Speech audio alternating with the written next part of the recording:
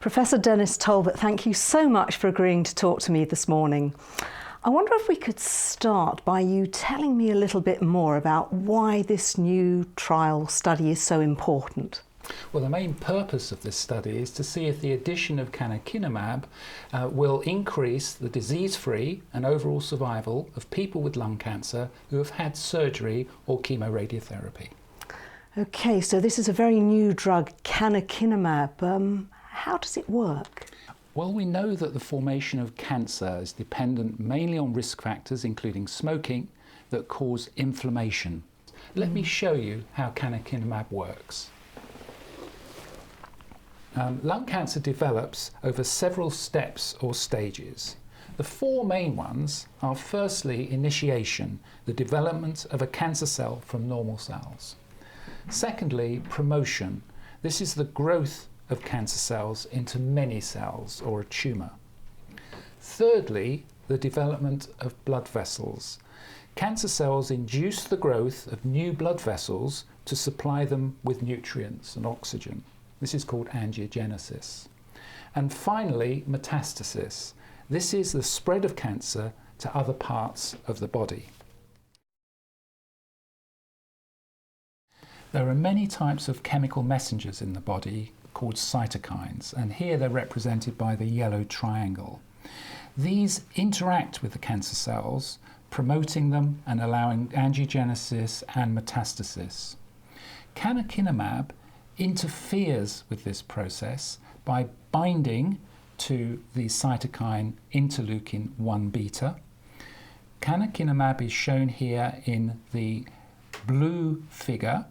This binds directly to interleukin-1 beta, thus preventing its interaction with the cancer cells and interferes with each of the four steps of cancer development that we described. That's really interesting. So this new drug, canakinumab, it's rather different, it sounds, from some of the drugs that patients with lung cancer might have already had. Yes, and the patients who are going to this trial will have had standard chemotherapy, cytotoxic chemotherapy, which is associated with a wide range of side effects. Canakinumab is a different type of drug. It has a whole spectrum of different side effects, but generally it's well tolerated. We know it's a type of a drug called an antibody. These are used in other types of diseases. So can you tell me a little bit more about that? How was this drug developed? Well, a study was done on patients who had heart disease, they'd had a heart attack, and a study was done with canakinumab which showed, rather surprisingly, that those patients receiving the drug had a lower incidence of lung cancer and there were significantly fewer deaths from lung cancer in that group. So it's thought that canakinumab might actually reduce the effects of lung cancer development and may be useful in patients who have just had surgery for early stage disease. Okay, this might sound like a rather strange question, but if you've already found that to be the case when you were looking at people with heart disease, why do you now need to do this clinical trial? Well, it's very important to test the drug in the population, people with lung cancer, to demonstrate that this indeed is the case. It's testing a hypothesis that the drug may have a positive effect in people with lung cancer. Most people believe that the early stage disease would be the ideal population to evaluate in a randomized clinical trial. Okay, so we need the study to show that it actually really does work, because the previous one was just a big study where it was an association you found. Right. Okay, I understand. Now, you have already alluded to the fact that there are some side effects, but what has been the experience so far for patients who've been having it? Well, many thousands of people already received this drug. Some people who are relatively healthy compared to people with lung cancer. It's shown that it does have some side effects that may increase the rate of infection, for example, and particularly inflammatory changes associated with infection. But many of the side effects associated with cytotoxic chemotherapy used in cancer treatment don't appear.